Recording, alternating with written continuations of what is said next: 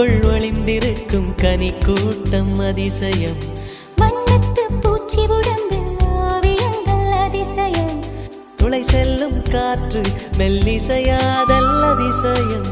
குருநாதர் இல்லாத குயில் பாட்டு அதிசயம். அதிசயமே அசந்து போகும் நீ எந்த அதிசயம். அஜூபா